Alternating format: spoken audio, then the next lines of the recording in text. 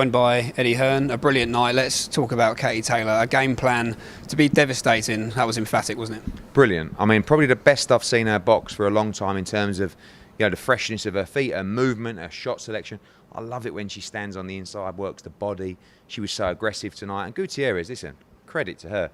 She was limited in a boxing sense, standing there trying to outfence Katie Taylor. But when she got in there to trade and when she was under fire, she was dangerous. She could punch really hard, and what a chin as well. But that's when you start talking about the 2 and 3 minute rounds, because over 3 minute rounds, I think she would have got her out of there. But she was very tough, and I thought Katie Taylor was absolutely superb tonight.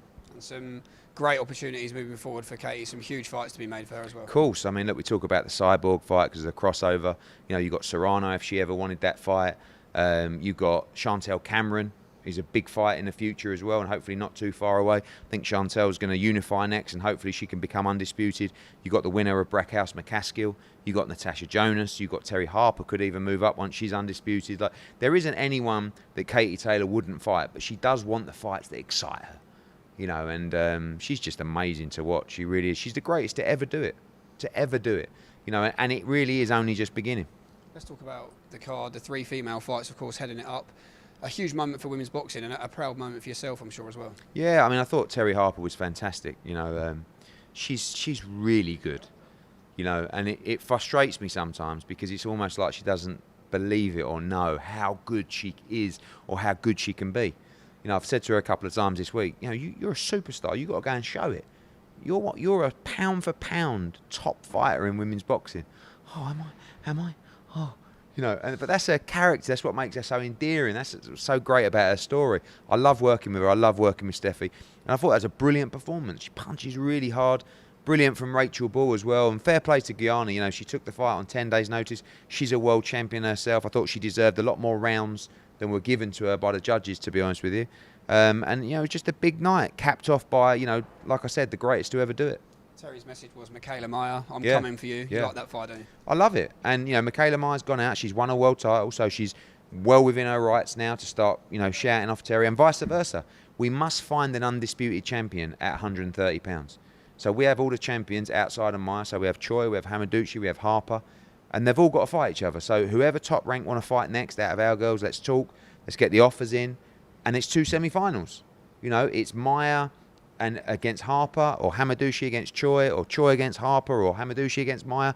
I don't care. But them 4 together, and then we find out who's the best in the division.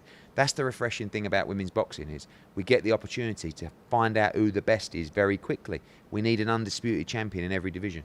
We knew Jack Cullen against the Doc was going to be all action for as long as it lasted. Do you feel the right man won on the night? Yes, I did. I thought it was a brilliant fight. I thought John Doc, just lacked a little bit of experience. He looked tired as the fight went on.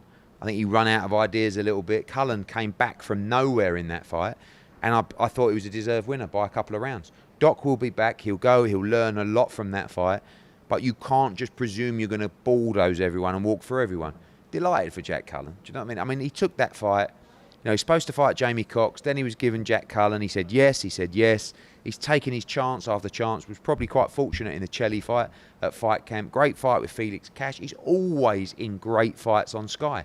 And now it looks like he's going to get a shot at the British title. So, well done, Steve Wood. Well done, Jack Cullen. You're part of the family. And Doc, you'll be back, don't worry, for a big 2021. In recent times, no fighter's perhaps been more unlucky than Cash Farouk, but a punch-perfect performance from him really on his match. Really good. And, you only had to look at social media, fighters, ex-fighters, talking about how highly they rate Cash Farouk. Aviles was really tough, and I thought the 10 rounds for Cash was great. Another guy got to work on his confidence a little bit. And it was so good to see Lee McGregor call out that fight, because that is the fight. We love going to Scotland, and we haven't had a fight big enough for a long time to fill the hydro. That can do it. So one more win maybe for Cash, because I know McGregor's fighting Gurphy. Hopefully he wins, and then we get a monster fight on as well. And just a quick word on Thomas Whittaker Hart. He kicked the show off with a win, and he'll learn a lot from